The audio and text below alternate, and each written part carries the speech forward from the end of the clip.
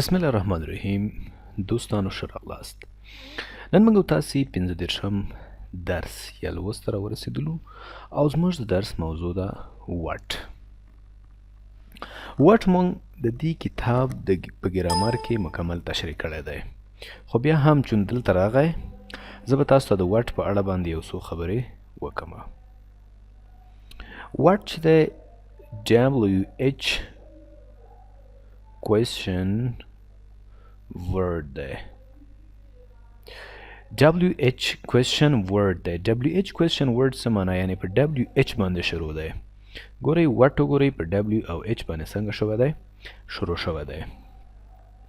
د معلوماتي سوال کولو لپاره استعمالیږي. کله چې موږ او تاسو د یو څه په اړه معلومات ترلاسه کوو، دې دپاره موږ وټ استعمالوو.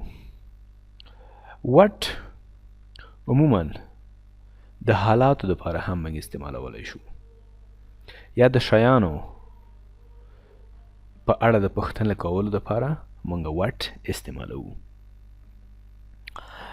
لکه دلته تاسو وګورئ لومړي مثال ته Miss Shah is cooking breakfast. د شاه ښځه چې ده هغه breakfast پخوي. cooking معنا پخول.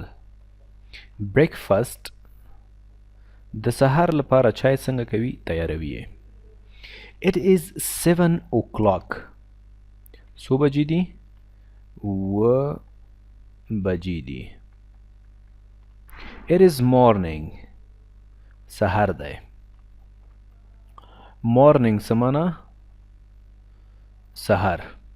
What time is it? ګوره د وخت په اړه موږ پوښتنه کوو. What time is it? څو بجې دي؟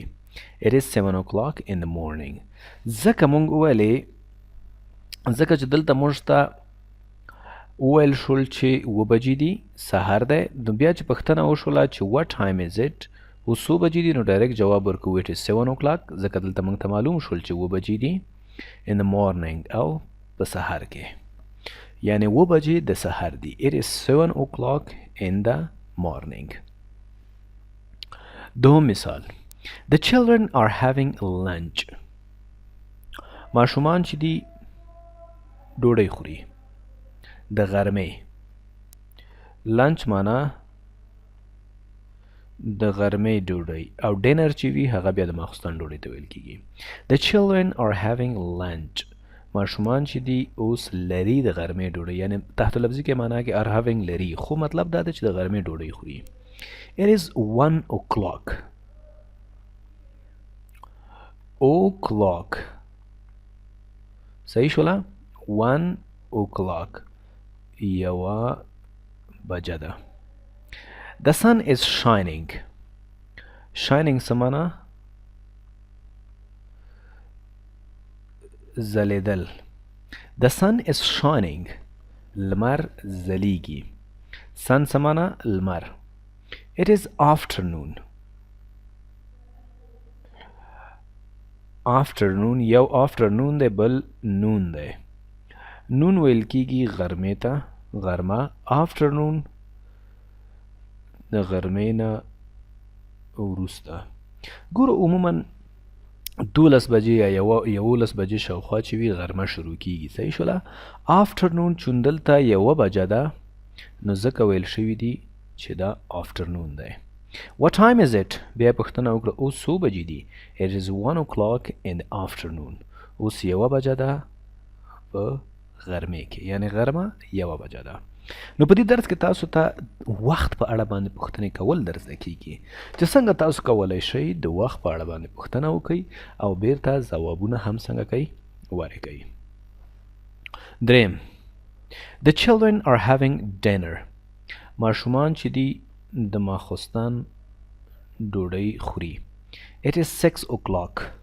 څو بجې دي؟ 6 بجې دي. It is evening. evening ماښام ته ویل کېږي. What time is it? څو بجې دي؟ It is 6 o'clock in the evening. د ماښام 1 بجه ده. 6 بجې دي. څلورم It is 9 o'clock. سو بجې دي؟ 9 بجې دي. It is night. Night څه ته ویل کیږي؟ ماخوستن یا شپه. دا شپه ده. Look at the moon. وګورئ سپوږمۍ ته. Look څه معنا؟ کتل. وګورئ سپوږمۍ ته. What time is it? اوس څو بجې دي؟ It is 9 o'clock at night. د شپې 9 بجې دي. معروف is tired. Tired څه معنا؟ خسته. معروف is tired. معروف خسته ده. He is going to bed. هغه ځي خپل کټ ته. کټ ته ځي خسته شوی دی چې وده شي. صحیح شوله؟ He is going to bed. هغه ځي کټ ته.